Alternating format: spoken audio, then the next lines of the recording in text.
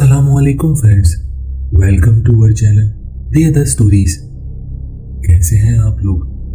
मैं उम्मीद और दुआ करता हूँ आप सब खैरियत से होंगे। तो बिना टाइम वेस्ट किए आज के वाक़े को स्टार्ट करते हैं। अस्सलामुअलैकुम एहसन भाई। हम 5 दोस्तों का ग्रुप था और हम साल में एक बार इकट्ठे ट्रिप पर जाते थे।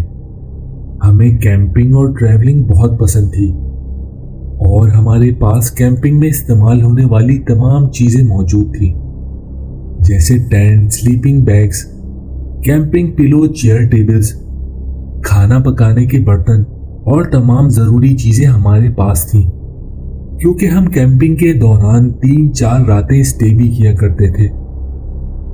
2016 का वो दिन मुझे आज भी अच्छी तरह से याद है।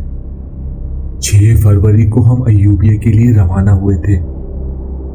अयूबिया बहुत ही खूबसूरत जगह है। हम पहले भी कई बार वहां जा चुके थे। हमने अपने ऑफिस से छुट्टी ले ली थी। वो हफ्ते का दिन था। रात को हमने अपनी गाड़ी में सामान रखा और तकरीबन 9 बजे के करीब हम घर से निकल गए। जैसा कि आप जानते ही होंगे कि नॉर्दर्न एरियाज में फरवरी के महीने में मौसम काफी अच्छा और थोड़ा सर्द होता है। सुबह शाम की ठंडी हवाएं आपको अपना बना लेती हैं। हमने पहले ही प्लान कर लिया था कि हमें कहां कहां जाना है, कितना ट्रैवलिंग टाइम लगेगा, कितने लोग होंगे, क्योंकि ज्यादा भीड़ भाड़ में मजा खराब हो जाता है। रात भर गाड़ी चलाने के बाद हम सुबह 4 बजे के करीब उस जगह पहुंचे। वहां का नजारा इतना खूबसूरत था कि उस जगह को देखते ही किसी को भी उससे प्यार हो जाए। जैसा हमने सोचा था वो जगह बिल्कुल वैसी ही थी। एक सेफ सी जगह देखकर हमने अपनी गाड़ी खड़ी की और गाड़ी से कैंपिंग की तमाम चीजें निकाली। मेरे एक दोस्त ने कहा कि हमें अपना कैंपिंग टेंट पहले से ही लगा लेना चाहिए। आज वीकेंड है, इसलिए यहाँ और भी लोग आ जाएंगे, फिर ये जगह भी हाथ से निकल जाएगी, क्योंकि इस वक्त वहां कुछ ही टेंट लगे हुए थे। हमने भी एक अच्छी सी जगह पर अपना टेंट लगा लिया और फिर थोड़ा आराम किया। सुबह 9 बजे के करीब हमारी आंख खुली। फ्रेश होने के बाद हम घूमने फिरने के लिए निकल गए। हम उस दिन खूब घूमे फिरे। फिर शाम के वक्त कुछ खाने पीने की चीजें लेकर वापस टेंट में आ गए। यहां तक हमारा ट्रिप सही जा रहा था, या यूं कहें कि मेरा ट्रिप बहुत अच्छा जा रहा था। फिर आहिस्ता आहिस्ता अंधेरा होना शुरू हो गया। वहां खामोशी इतनी थी कि हमने कुछ लकड़ियां जलाई हुई थी। उनके चिटकने की आवाज भी हम साफ साफ सुन पा रहे थे। हमने खुद खाना पकाया और फिर जब तक हम खाने से फारिग हुए उस वक्त तक काफी रात हो चुकी थी। हम 5 दोस्तों में से एक दोस्त ऐसा भी था जिसके साथ हम सभी दोस्त बहुत मजाक किया करते थे और वो जवाब में किसी को कुछ नहीं कहता था।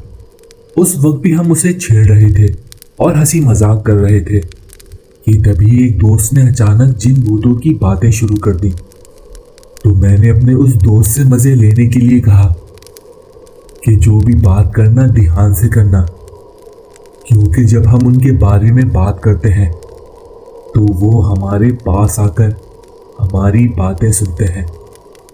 कहीं ऐसा ना हो कि वो अब भी हमारे साथ ही हो। तो मेरे दोस्त ने कहा, तुम खामखाई हमें डराओ नहीं, जैसा तुम कह रहे हो ऐसा कुछ नहीं होता।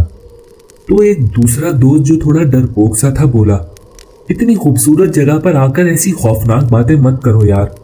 जबकि मेरा वो दोस्त जिसे सब छेड़ते थे वो चुपचाप खामोशी से अपनी जगह पर बैठा था और उस वक्त पता नहीं क्यों मुझे उसके चेहरे के एक्सप्रेशन कुछ ठीक नहीं लग रहे थे। फिर मैंने अपने दोस्तों से कहा कि अब काफी रात हो गई है, चलो अब सोने चलते हैं। हमने जो आग जलाई थी वो अब बुझ गई थी, इसलिए हमने कुछ जरूरी सामान बाहर से उठाया और फिर हम सोने के लिए चले गए। हम सब पूरे दिन के थके हुए थे तो फौरन ही हमें नींद आ गई। सर्दी बहुत ज्यादा थी, तो हमने टेंट को अच्छी तरह से बंद कर लिया था और डिम लाइट ऑन करके हम सोने के लिए लेट गए। रात के तकरीबन 2 बजे के करीब मेरी प्यास से आंख खुली तो मुझे टेंट के बाहर से किसी की हल्की सी विस्परिंग की आवाज सुनाई दी। जैसा कि मैंने आपको पहले बताया था कि वहां बहुत ज्यादा खामोशी थी। ऐसे में कोई अगर दूर बैठकर भी बातें कर रहा होगा तो वो भी उस सन्नाटे में सुनाई दे जाएगा। जब मैं पानी पी रहा था मुझे वो किसी की सरगोशियां मुसलसल सुनाई दे रही थी। मैंने अपना टेंट थोड़ा सा खोला और बाहर देखा, पर मुझे वहां कुछ भी नजर नहीं आया। फिर मैंने अपनी टॉर्च उठाई और उससे इधर उधर देखने लगा, पर फिर भी मुझे वहां आसपास कुछ भी दिखाई नहीं दिया। बस बाहर जो आग हमने जलाई थी उसमें से धुआं उठ रहा था। तो फिर ये आवाज कहां से आ रही थी? और वो आवाज ऐसी थी जिससे मैं बहुत डिस्टर्ब हो रहा था। वो कुछ ऐसी आवाज थी जो मेरे जहन पर हावी होती जा रही थी। दिन में जो जगह हमें बहुत खूबसूरत लग रही थी, रात में वो जगह उतनी ही डरावनी लग रही थी। पता नहीं क्यों ना चाहते हुए भी मैं उस अजीब सी आवाज की तरफ जाने लगा। और उस वक्त मेरे हाथ में बस एक टॉर्च थी जो उस अंधेरे में बस वही दिखा रही थी जहां जहां उसकी रोशनी पड़ रही थी। मैं आगे जाकर एक छोटी सी ढलान से नीचे उतरा जहां आगे बस जंगल ही जंगल था। उस जंगल के बड़े बड़े दरख्तों से न जाने क्यों मुझे बहुत खौफ आ रहा था। मैं थोड़ा आगे गया तो वहां पर मेरा वही दोस्त जिसे सब तंग किया करते थे, वो एक पत्थर पे बैठा हुआ था और सामने पहाड़ से नीचे देख रहा था। और उसको देखकर साफ महसूस हो रहा था जैसे वो वहां बैठकर किसी से बातें कर रहा हो। उसको इस तरह किसी से बातें करता देखकर सच बताऊं तो मैं बहुत ज्यादा डर चुका था, क्योंकि वहां उसके आसपास कोई भी मौजूद नहीं था। मैं डरते डरते उसके पास गया और उसे उसके नाम से आवाज दी, लेकिन उसने कोई जवाब नहीं दिया। उसे देखकर ऐसा लग रहा था जैसे मानो उसे कोई कुछ समझा रहा हो और वो उसे अपना सर हिला हिलाकर जवाब दे रहा हो। वो अजीब सी आवाज अब भी मुझे बराबर आ रही थी, बल्कि अब तो बहुत ज्यादा करीब से आ रही थी। मैं आहिस्ता आहिस्ता उसके करीब गया। मैं बार बार उसका नाम लेकर उसे आवाज दे रहा था, लेकिन वो कोई जवाब ही नहीं दे रहा था। लग रहा था वो उस वक्त किसी और ही दुनिया में है। खैर, मैं हिम्मत करके उसके करीब गया और उसकी कमर पर अपना हाथ रखा। तब उसने हड़बड़ाकर मेरी तरफ देखा। मुझे ऐसा लगा जैसे मेरे हाथ लगाने से अचानक उसे होश आया हो। तो मैंने उससे कहा, यार तुम यहां इस अंधेरे में अकेले बैठे क्या कर रहे हो? चलो टेंट में। इतनी सर्दी में रात के वक्त इस तरह बाहर अकेले रहना ठीक नहीं है। पर इस बार भी उसने मेरी किसी बात का जवाब नहीं दिया और बस अपनी जगह से उठकर मेरे साथ वापसी के लिए चलने लगा। तो मैंने उसे उसके टेंट में छोड़कर कहा कि अब जल्दी से सो जाना, अब मैं तुम्हें दोबारा बाहर ना देखूं, ठीक है? उस वक्त तक मुझे ऐसा लग रहा था कि शायद उसे नींद में चलने की आदत हो गई है, लेकिन मैं ये सब सोच तो रहा था, पर मेरी छठी हिस्स मुझे कुछ और ही बता रही थी। मेरी छठी हिस्स कह रही थी कि कुछ ना कुछ तो गड़बड़ है, कुछ तो बहुत अलग सा है। खैर, उसके बाद मैं अपने टेंट में आकर लेट गया, पर टेंट के अंदर आने के बावजूद मुझे बहुत अजीब सा एहसास हो रहा था। इतनी खामोशी है बाहर और कोई आवाज नहीं है, सब सो रहे हैं। लेकिन जो कुछ मैंने अभी देखा और महसूस किया, उसके बाद मुझे नींद नहीं आ रही थी। वो काली अंधेरी रात अब मुझे काटने को दौड़ रही थी। मैं बस यही सोच रहा था कि जल्दी से सुबह हो जाए पर अभी तो बहुत कुछ होना बाकी था जिसका मैं सोच भी नहीं सकता था। फिर करवटें बदलते बदलते पता नहीं कब मेरी आंख लग गई और फिर एक बार फिर से मेरी आंखें किसी आवाज से खुली। वो आवाज ऐसी थी जैसे कोई अपनी उंगलियों से टैंट के कपड़े को खुरच रहा हो। मैंने आंखें खोली और तब मुझे ऐसा लगा जैसे मेरे टैंट के बाहर कोई खड़ा है और वो अपनी उंगलियों के नाखूनों से टैंट को खुरच रहा है।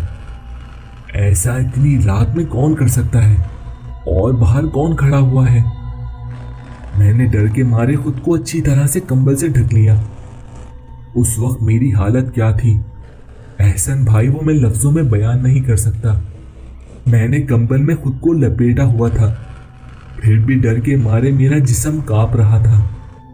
हाथ पैर ठंडे पड़ चुके थे, पर वो आवाज मुझे बहुत ज्यादा परेशान कर रही थी।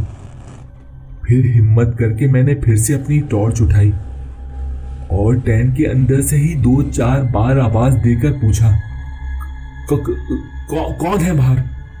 मगर कोई जवाब नहीं आया। कभी तो मुझे ऐसा लगता कि वो जो कोई भी है वो वहां से चला गया है, और कभी लगता कि उसका साया मेरे टेंट पर नजर आ रहा है, तो कभी उसके नाखूनों से होती हुई वो खुरचने की आवाज। अब मुझ में बाहर निकलने की तो बिल्कुल भी हिम्मत नहीं थी। मैं बस चुपचाप अपने टेंट में बेजान होकर पड़ा हुआ था। काफी वक्त गुजर गया, क्योंकि बाहर जो कोई भी था मैं उसको ऐसा महसूस करवाने की कोशिश कर रहा था जैसे मैं सो गया हूं। लेकिन वो जो कोई भी था वो मेरा पीछा नहीं छोड़ रहा था और मुसलसल वो आवाज आए जा रही थी। मैं उस आवाज को सुन सुनकर इरिटेट हो चुका था। मैं इतना डरा हुआ था कि मुझे वहां की बर्फीली ठंड में भी पसीने आ रहे थे और मैं बाहर जाकर किसी से मदद भी नहीं मांग सकता था। फिर मैंने अपनी पूरी हिम्मत जमा की और अपने टेंट को थोड़ा सा खोलकर बाहर झांक कर देखा, पर मैं डर भी रहा था कि कहीं उसकी नजर मुझ पर न पड़ जाए। अब उसके नाखूनों की वो आवाज तो नहीं आ रही थी, लेकिन ऐसा लग रहा था जैसे कोई करीब ही है। टेंट खोला तो मुझे सामने दूसरी तरफ मुंह करके मेरा वही दोस्त उस जगह पर बैठा दिखाई दिया जहां हमने आग जलाई हुई थी। वो शायद वहां से उठाकर कुछ खा रहा था, पर वो क्या खा रहा था वो मुझे ठीक से दिखाई नहीं दे रहा था। मैं फिर से उसके पास गया तो मैंने बहुत अजीब और खौफनाक मंजर देखा कि जो आग हमने रात में लगाई थी वो उसके बचे हुए कोयले खा रहा था। उसकी ये अजीब हरकत देखकर मैंने गुस्से से उसका नाम लेकर उसको आवाज दी, तो उसने मेरी तरफ अजीब तरह से इशारा करते हुए कहा, चलो चलो मेरे साथ। उसने ये सब अपने मुंह से नहीं कहा था, बस उसके इशारों से ही मैं समझ गया था। मेरा गुस्सा अचानक खत्म हो गया था और फिर मैं उसके साथ साथ चलने लगा। चलते चलते वो मुझे मेरे टेंट से बहुत दूर एक अलग सी जगह पर ले गया, जहां जब हम पहुंचे तो उसने मुझसे कुछ कहा जिसने मेरी रूह तक को अंदर तक से हिला दिया। वो वक्त ऐसा था कि मेरा दिल इतनी जोर से धड़क रहा था मानो जैसे वो मेरे सीने से बाहर आ जाएगा, क्योंकि उसने जब मुझसे बात करना शुरू की तो वो मेरे दोस्त की आवाज नहीं थी, बल्कि मेरे दोस्त के अंदर से कोई और ही मुझसे बात कर रहा था। उस वक्त मैं समझ ही नहीं पा रहा था कि मुझे क्या करना चाहिए। उसने मुझसे कहा कि तुम लोग रात में इसे बहुत तंग कर रहे थे ना। मैंने कई बार देखा है कि तुम लोग इसे बहुत सताते हो। तुम्हें पता है मैं इसके साथ 14 साल से हूँ। और उसकी ये बात सुनकर मैं दंग रह गया। मैं बहुत ज्यादा डर चुका था, क्योंकि उसको तंग करने में सबसे ज्यादा हाथ मेरा ही होता था। वो वहां गुस्से में खड़ा ये सब बोल रहा था, मगर वो आवाज मेरे दोस्त की नहीं थी। उस पर कोई साया है और वो साया मुझसे बात कर रहा है। वो मुझे बता रहा है कि कैसे उसे अच्छा नहीं लगता कि जब हम उसे तंग करते हैं, उसे छेड़ते हैं। समझ ले उसने एक तरह से मुझे वार्निंग दी कि होशियार हो जाओ, वरना मैं तुम्हारे साथ बहुत बुरा सलूक करूंगा। तब तुम्हारा क्या हाल होगा तुम सोच भी नहीं सकते। और फिर उसने ये भी कहा कि मैंने जो बात तुम्हें समझाई है उसे समझ जाओ तो तुम्हारे लिए अच्छा होगा। मेरी बात मानोगे तो तुम्हें कुछ नहीं होगा। तुम्हारा ये दोस्त बहुत अच्छा इंसान है और मैं नहीं चाहता कि तुम लोग इसे इस तरह परेशान करो। मैं डर तो पहले ही बहुत गया था, उस आवाज से, उस खौफनाक मंजर से, वहां की खामोशी और जंगल से। जहां हम खड़े थे वहां बस मैं, और कहने को बस मेरा दोस्त मेरे साथ था, लेकिन उसके अंदर तो कोई और ही था। मैं वहां खड़ा कांप रहा था। तभी उसने अचानक से कहा, अब तुम जाओ और जाकर सो जाओ। लेकिन मैं वहां से हिल तक नहीं पा रहा था। उसने फिर मुझसे कहा, तुम जा क्यों नहीं रहे, जाओ जाकर सो जाओ। इस बार उसने ये गुस्से से कहा था, या शायद मुझे ही लग रहा था कि वो गुस्से में है।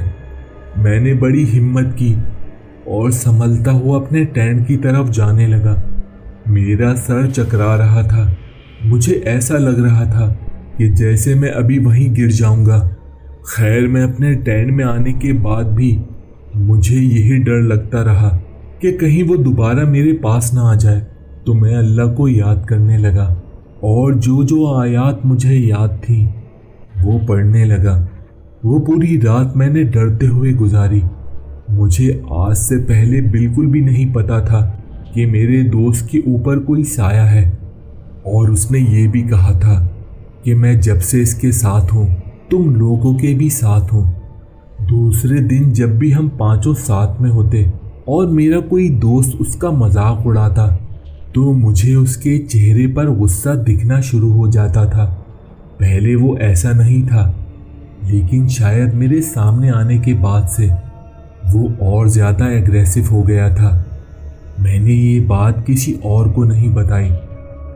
उसके बाद जब भी हमारी कोई ऐसी बात होती और दोस्त उसे छेड़ते तो मैं किसी भी तरह से बात को घुमाने की कोशिश करता था, क्योंकि उसके चेहरे को देखकर मुझे पता लग जाता था कि अब वो उस पर हावी होने लगा है और उसको अब गुस्सा आ रहा है। मैंने कई बार खुद से ये सवाल भी किया कि क्या मुझे उसके घर वालों को, अपने दोस्तों को ये सब बता देना चाहिए, लेकिन मेरे अंदर एक खौफ था और आज भी है कि कहीं वो मुझे मार न दे, क्योंकि मैंने सुनी थी उसकी वो खौफनाक आवाज। मैंने देखा था उसका वो चेहरा जब वो गुस्से में मुझसे बात कर रहा था। उसकी वो डरावनी आंखें मुझे आज भी याद हैं।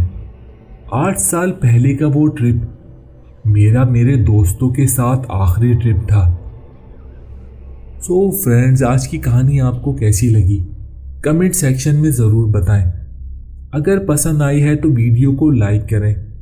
चैनल पर पहली बार आए हैं तो भाई की मोटिवेशन के लिए चैनल को सब्सक्राइब ज़रूर करें। अगर आपके पास भी कोई सच्चा वाकया या कोई स्टोरी है तो हमारे साथ ज़रूर शेयर करें। आप हमें मेल कर सकते हैं या इस व्हाट्सएप नंबर पे हमें मैसेज कर सकते हैं। अपना और अपने प्यारों का ख्याल रखें। हमेशा पाकी की हालत में रहें। मुझे अपनी दुआओं में याद रखें। तो बहुत जल्द मिलते हैं अगले खौफनाक वाक़े के साथ। अस्सलामु अलैकुम।